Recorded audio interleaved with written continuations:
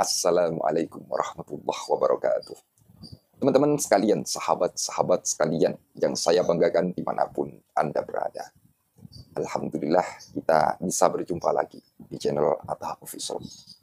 Ya, pada kesempatan kali ini saya akan memutarkan sebuah video yang cukup menarik sekali dari ungkapan terbaru atau statement narasi terbaru dari Kiai Ubaidillah Ahmad Tamamunji di atas panggung ketika mengisi sebuah acara. Di dalam video ini beliau Kiai Ubaidillah memberikan sebuah pohokan ya yang cukup mengejutkan ya. Ya tentu ini masih di dalam polemik nasab teman-teman ya.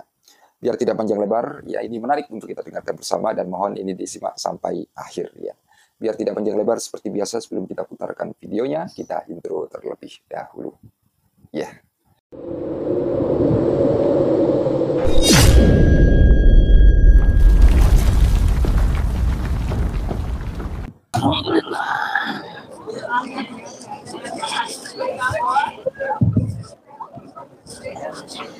Assalamualaikum warahmatullahi wabarakatuh. Bismillahirrahmanirrahim. Alhamdulillahi rabbil alamin.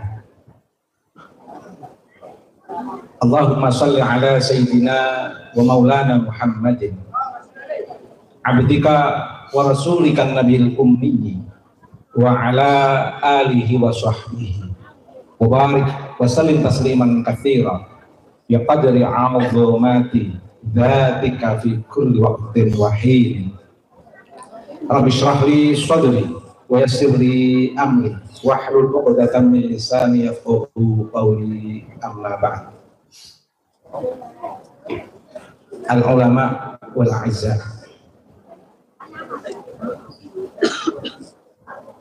sadatil kiram, sesepuh sahabil sepuh,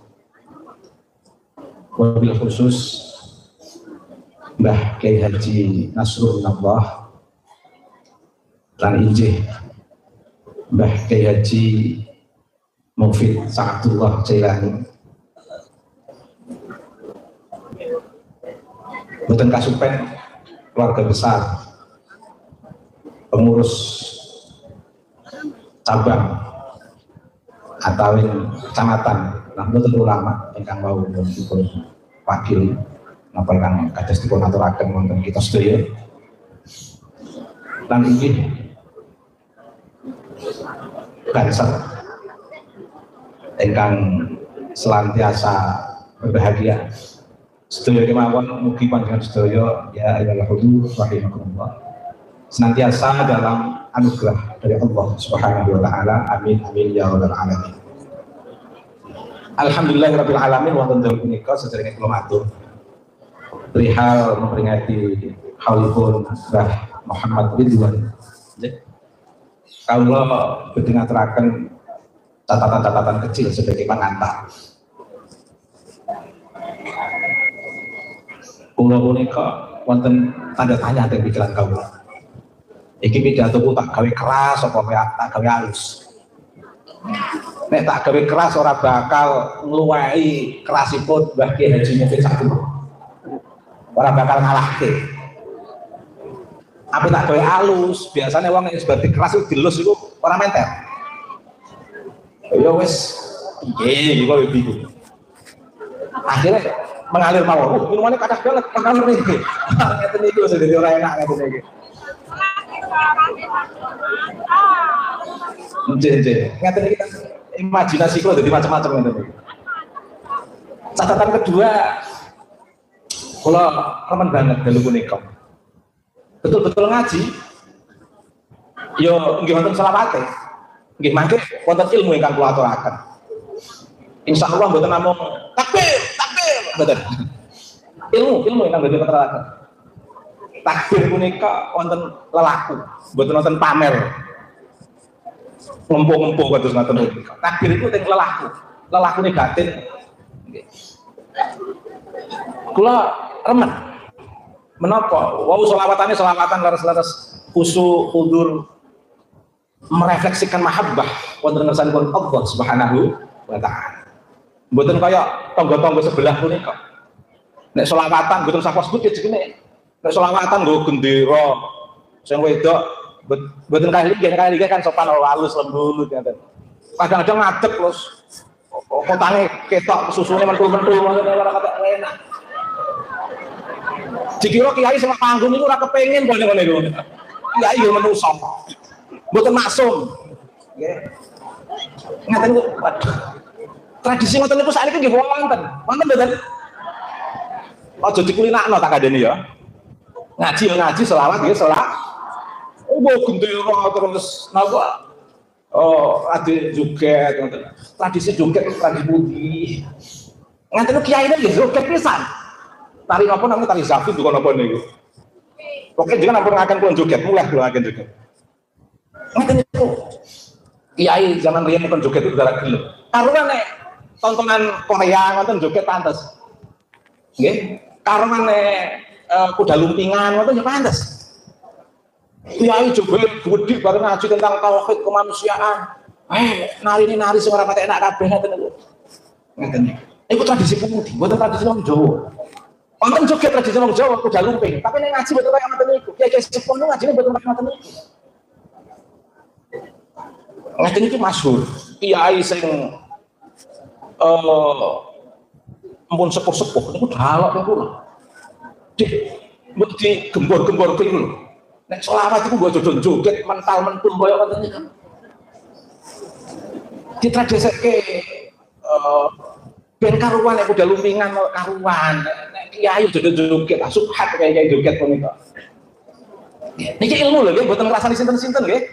Wong kula mboten nyebut jenenge sinten-sinten mawon. Ilmu. Ingkang catatan wis catatannya cukup tinggi mawon, sebab pun jam 11. Monggo mlebet naos. Kita dulu punika memperingati haul Mbah Muhammad. Haul punika napa? Haul punika wonten 3 arti. Haul nek dijikuk saka kata haula punika ya nengok kanan nggih nengok kiri. Urip itu ya kaya ngoten.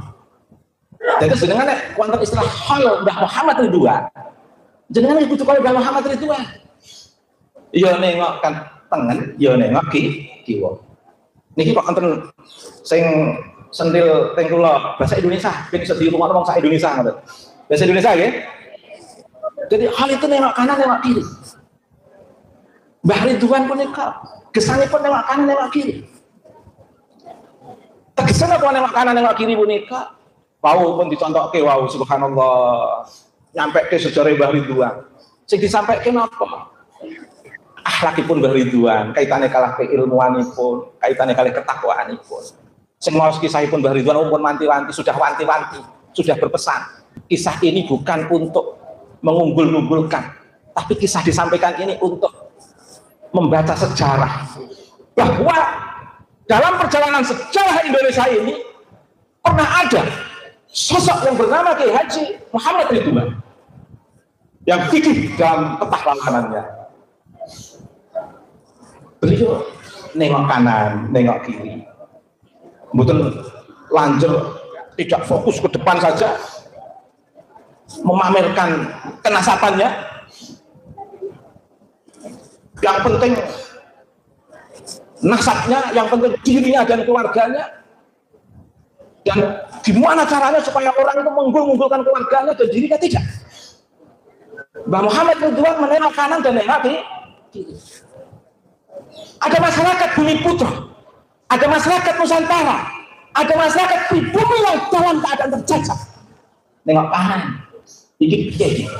Penjajahan yang dibar-barno merusak harkat dan martabat bangsa. Merusak anak-anak bangsa. Memperbudak anak-anak negeri. Nengok kanan, nengok kiri. Apa yang terjadi? Beliau bukan ego untuk dirinya sendiri, untuk diri beliau sendiri. Cari sebuah komunitas yang punya gerakan sama melawan kolonial. Cuma menyelamatkan yang ada di sebelah kanan dan yang ada di sebelah kiri. Di hadapannya sebuah penjajah, komunitas penjajah yang begitu kuat, Tidak hanya dengan senjatanya, tapi juga dengan kenil-kenilnya itu juga kuat. Sebab kenapa kok mboten kuat? Wong macake kiai. Macake sorban mboten kiai, wong. Macake sorban coba. Tapi mendukung penjajah. Pinter-pinter ngocok kitab, tapi kan bukan orang Indonesia. Sini.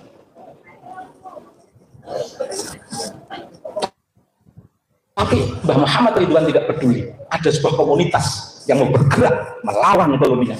Bersama para ulama, bersama para kiai, bersama para santri melawan penjajah. Sinten? Mbah Muhammad Ridwan. Jadi panglima Soraya pasukan Hizbullah pada saat itu.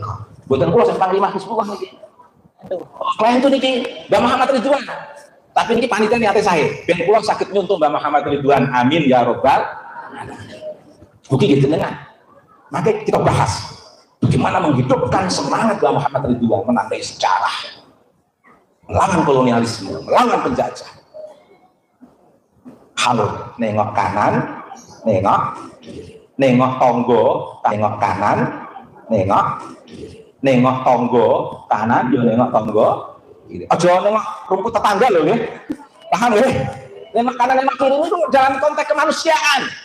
Bukan nengok kanan, nengok kiri itu nengok rumput tetangga, kanan dan tetangga kiri. Bukan, aman salah paham. Haul. Sehingga peng itu haul punika haulun. Nggih, kekuatan. Kekuatan. Jadi wong sing kuat nggih. Ben ora digodhog. Jadi orang yang kuat. Nggak tidak ditindas. Kalau tidak kuat, dikuat-kuatkan. Apapun yang terjadi, kita mesti harus hidup dengan kekuatan pikiran kita, dengan kekuatan gerak kita, dengan kekuatan keberadaan kehadiran kita di dunia ini untuk mengangkat harkat dan martabat bangsa. Sinten? Mbah Muhammad Ridwan.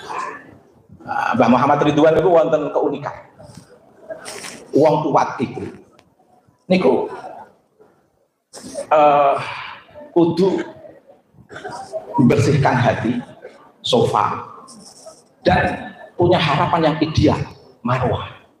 Jadi sofa niku putih bening jernih. Ini harus diproses. Marwah niku apa? Tempat yang ideal, tempat yang ideal. Ini harus menjadi tujuan kita. Orang itu jangan sampai tidak mau memproses diri bagaimana supaya jiwa ini jernih, jiwa ini bersih. Untuk kemana? Untuk ke makam marwah, martabat yang tinggi, makam yang ideal. Marwah punika, jadi istilah sofa marwah punika, istilah sofa niku santri, piye carane dadi santri iku bening pikiran dengan totalitas ketulusan dan keikhlasan. Bicara karena ilmu dan karena takut, bukan bicara karena nasab, ngumpul-ngumpulkan nasab. Nek wis untuk ilmu jadi santri, kejarok. Jangan berhenti pada ilmu.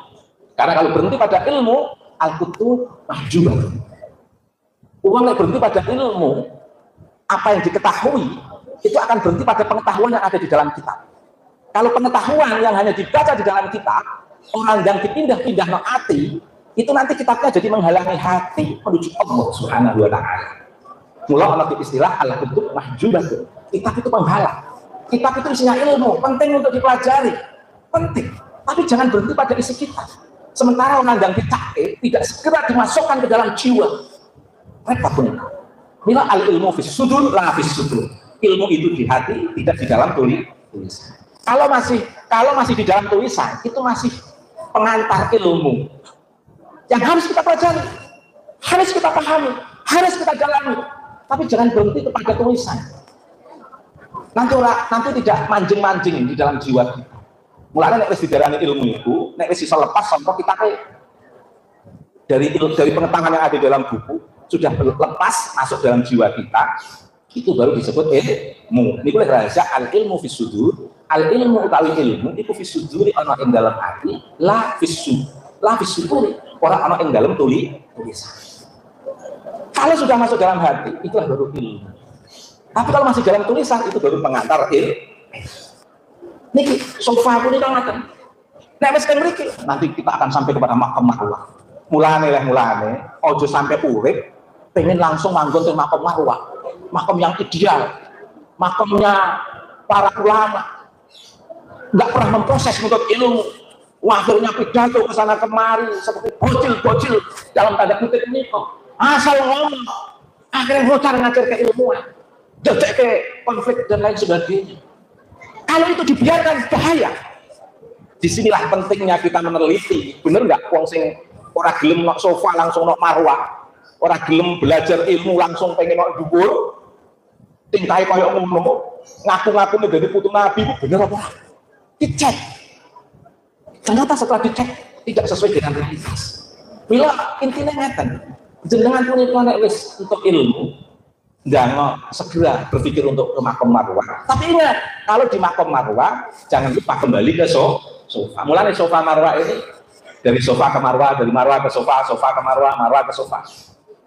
Milane filosofinya awake dhewe iku nek wis dadi kiai tetep kudu dadi santri. Nek dadi santri aja lali duwe cita-cita ben kaya lelakune para kiai.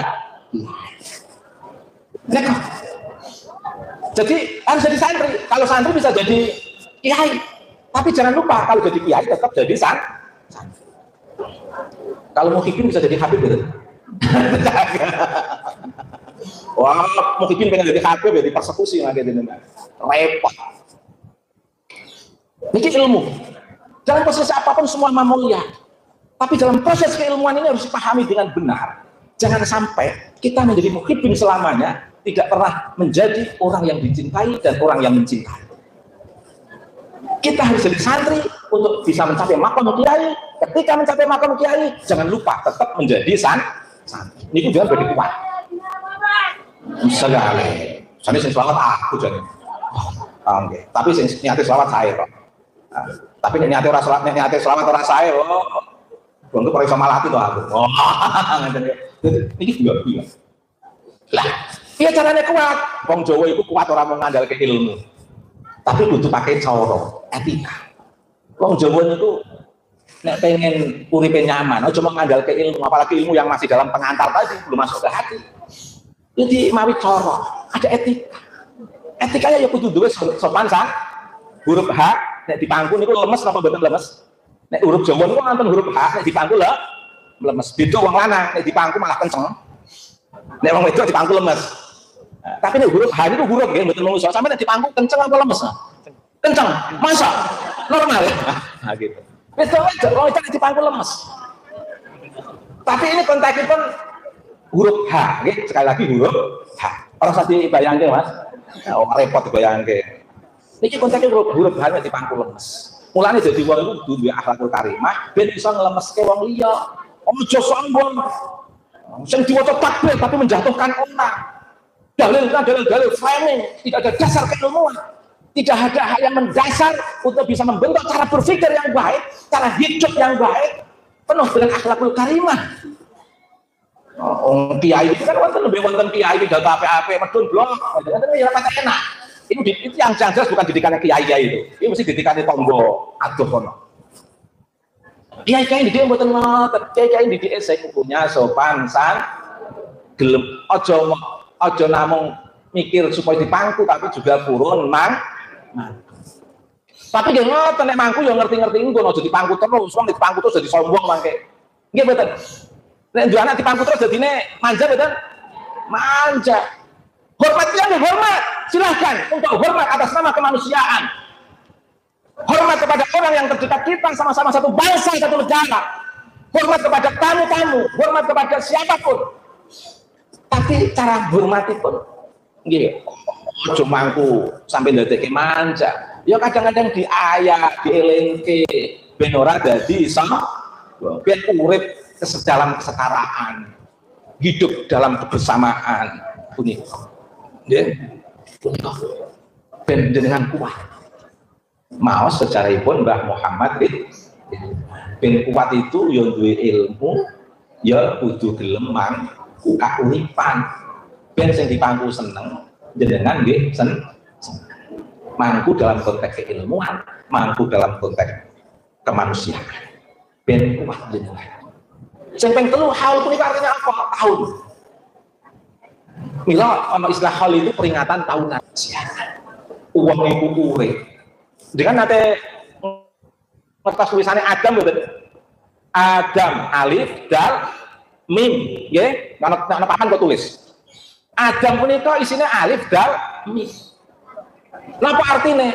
Nek dengan jiko alipe bunyinya menjadi napa? Damun darah.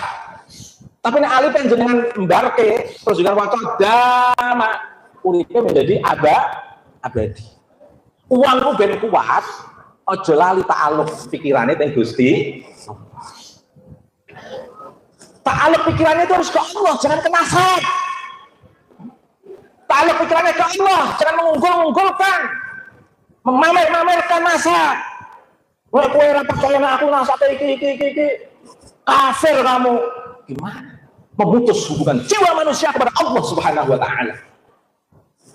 Jadi ta'alluq pikiran kita teng pundi? Allah. Ben kuat. Milane nyekel angka 1 ben kuat. Wong ora gelem nyekel angka 1 lemah tak kadeni ya. Biasanya wong-wong sing ora gelem nyekel angka 1 itu sing jiwane selalu anania. Sok bener, sok aku. Repot yang uripe kaya ngaten iki. Ora nyekel angka 1. Memutus dari Allah Subhanahu wa taala. Mulane ben uripe kuat, jenengan tauhide kudu kuat. Nggih, ben boten kategori yang kafir. Nggih, tapi aja ngafir-ngafirke tiyang ini untuk pelajaran ilmu. Kafir niku wonten 3, nggih. Tidak menerima kebenaran. Tidak membuat kerusakan lingkungan. Jadi yang pertama niki, saya tapi kalau coba yang 3, napa? Kafir punika yang musyrik menduakan Allah Subhanahu wa taala. Tidak menerima kebenaran. Pokoknya ya aku. Wis dikandani penelitian iki iku valid sesuai dengan data dan betul-betul empiris. Orang nonton. Nek orang percaya tes DNA, tadinya nantang uang, ayo tes DNA. Begitu diladeni ora lah, iki cap ngopo ini. Tidak menerima kebenaran. Suka menyalah-nyalahkan orang. Jadi kita harus terbuka. Tahu kita kepada Allah. Ini dulu contoh Wali Songo itu contoh saya itu nih kok. Wali Songo itu putranya nikah dengan siapa saja silakan. Bahkan kiai-kiai ini, ono sing anake takok nasabe bapake diamuk malah. Lan kiai-kiai nek nyatet nasab mesti ditulisi la alas sobat menawa bener. Bener ya salah. Wong ora ngerti bapake sapa iku mboten dosa, laisa junahun alaikum. Ya kan? Laisa alaikum junah. Ini jadi dosa. Nek urusan sejarah biarlah urusan sejarah. Kalau kita tidak tahu tidak apa-apa. Tidak ada dosa. Orang usah sampai ngafir ke tiang gara-gara. Jadi enak. Nek wis pikiran kaya ngoten niku betul ngrasa kali ini. Sebabnya apa? Ampun ta'alluq pikiran dengan Allah pun kuat. Jadi agama menjadi dama langgeng. Tapi kalau alif itu jika menjadi darah bajin kita itu nanti. Punya prinsipipun Mbah Muhammad. Saya pengen kemanusiaan. Kemanusiaan ini penting sekali. Kemanusiaan bukan hanya untuk ras kelompoknya saja, bukan untuk golongannya saja. Kemanusiaan untuk semuanya. Bahkan orang yang bersikap tidak manusiawi pun harus kita perlakukan secara manusiawi. Orang yang suka merendah-rendahkan pun harus kita muliakan untuk tidak kita rendahkan. Orang yang memperbudak dengan jalan perbudakan spiritual pun harus kita angkat harkat dan martabat kemanusiaannya. Itu pendidikan kiai kita. Mulanya dari dibalik ke Yaman diganduli kiai. Dengan ilmu niki kerjanya mulang, ben iso bantu berjuang. Nasab satu hal, ilmu hal yang lain. Kalau wong dengan ilmu sing disampaikan kebenaran ya diterima. Ya. Tapi kalau yang disampaikan tidak benar ya jangan diterima. Yang saya sampaikan benar diterima. Kalau yang saya sampaikan tidak benar ya sudah tidak usah diterima. Punika. Terus punika kemanusiaan. Kemanusiaan itu ini tak ringkes ya, wong pancen wau nganu lho pidato wau kuwatah. Pidato niku nggih. Kula untuk terakhir niki. Sak ibu-ibu nggih. Singkat. Kemanusiaan itu teng pundi posisipun? Kemanusiaan dalam konteks agama. Semua manusia punya fitrah agama. Agama itu pada titik keutamaan dan kebenaran yang bersumber dari Allah untuk seluruh umat manusia, yang mengarah kepada bagaimana membebaskan dan mencerahkan umat manusia. Unika agama. Makanya seluruh nabi itu membebaskan dan mencerahkan. Jadi ajaran agama itu bukan ajaran yang mengkultuskan diri sendiri, bukan ajaran yang mendoktrin umat agar menjadi korban-korban perbudakan spiritual. Bukan. Agama itu membebaskan dan mencerahkan, bukan untuk menciptakan perbudakan spiritual. Itu agama. Kemanusiaan. Yang kedua, hibdul akal, mempotensikan akal. Kemanusiaan itu mempotensikan akal. Jangan memperbodoh akal. Ono perkara bener ditutup-tutupi. Kalau bisa malah harus diserang yang benar itu. Serang yang melakukan penelitian itu. Serang yang mengkampanyekan DNA itu. Serang yang punya kajian filologi itu. Serang yang mencerahkan dan membebaskan umat manusia. Serang. Tapi ini tidak mempotensikan akal. Jangan membelenggu akal untuk tidak cerdas, mengkooptasi akal manusia untuk menjadi budak-budak spiritual. Jangan. Cerdaskan manusia untuk berdialog, berpikir dan perspektif keilmuan, bukan membiarkan manusia dalam perbudakan spiritual. Ini risalah kenabian diteruskan oleh para ulama kita. Amin ya rabbal alhamdulillah. Kita punya ulama yang mencerdaskan. Bahkan ulama-ulama kita membiarkan kita semua untuk belajar dengan siapapun, tapi juga memastikan jangan jadi budak siapapun. Takluk pikiran kepada Allah, tapi juga harus menghormati kemanusiaan, mempotensikan akal manusia. Ini kemanusiaan. Yang ketiga, menjaga anak turun. Anak turun itu dijaga. Mulanya menjaga anak turun itu tidak ke bawah loh ya. Menjaga anak turun itu juga ke atas. Artinya apa? Anak orang bambai yang dibelok-belok ya dipertahankan, atau ditinggalkan. Indonesia ada sejarah. Indonesia adalah sejarah kita. Indonesia adalah bangsa kita. Indonesia adalah milik kita. Nah, orang sampai bilang-bilang ke sejarah yang di LNK. Biar kita punya sejarah. Kita punya nenek moyang yang pemberani. Kita punya nenek moyang yang memiliki heroisme. Kita punya nenek moyang yang kuat menjaga martabat. Kita punya nenek moyang yang kuat mempertanggungjawabkan sebagai moyang-moyang yang mulia untuk kelangsungan anak cucunya. Itu jangan, sebagai anak cucu itu jangan membiarkan itu. Jadi hibdun nasl, menjaga keturunan itu tidak dalam konteks ke bawah, tapi juga ke atas. Ke bawah juga harus dijaga. Mengapa? Mbah Mufid sampai ngamuk-ngamuk punika. Ben sak ngisore iku ora dadi bodoni tiang. Biar sangi sore menungso anak generasi putra putri beliau dan kita semua, anak generasi kita semua punya sejarah, punya catatan sejarah, tidak dibelok-belokkan. Kita cocok Mbah Mufid punika putunipun Mbah Muhammad Ridwan, Panglima Hizbullah untuk Solo Raya. Jadi ampun itu benar punika Mbah Mufid mempertahankan atas punika. Mbah Ridwan mempertahankan hibdun nasl, Mbah Mufid mempertahankan hibdun nasl. Kita semua mempertahankan hibdun nasl. Anak turun kita beri ruang untuk menikmati sejarahnya. Anak turun kita beri sebuah bacaan bahwa leluhurnya punya sejarah yang mulia. Indonesia sejarah Indonesia bukan sejarah Tarun. Indonesia sejarah Indonesia bukan sejarah Hadromaut. Indonesia sejarah Indonesia bukan sejarah asing. Tapi bagaimana kita dengan mereka? Kita muliakan. Mereka adalah manusia. Tapi mereka juga harus kita pastikan untuk memanusiakan kita, sehingga kita saling memanusiakan. Kita menghargai anak turun mereka untuk hidup bersama-sama kita karena sudah diakui sebagai warga negara Indonesia. Tapi mereka juga harus menghargai keluarga kita, anak turun kita ke bawah sampai ke atas. Ila yaumil qiyamah. Sampunipun apa? Aspek kemanusiaan dalam artos Hibdul Irdi, menjaga hak dan martabat umat manusia. Lah, apa bedanya ulama kali pahlawan? Ulama itu kan wong alim, wis ngerti ilmu, ngerti juntrunge ilmu ora ana buku, tapi ya wis membentuk kepribadian dan membentuk karakter pikiran dan kejiwaannya. Itu ulama. Tapi belum tentu ulama punika dadi pahlawan. Kadang nggak mau berhenti dengan aspek keilmuan, tidak mau bergerak di lapangan. Mbah Muhammad Ridwan ulama juga berjuang. Beliau tahu, tapi juga beliau mau bergerak. Makanya kalau bisa kita tahu ilmu, dan ilmu itu membentuk dalam pandangan dan perilaku kita, tapi kita juga bergerak.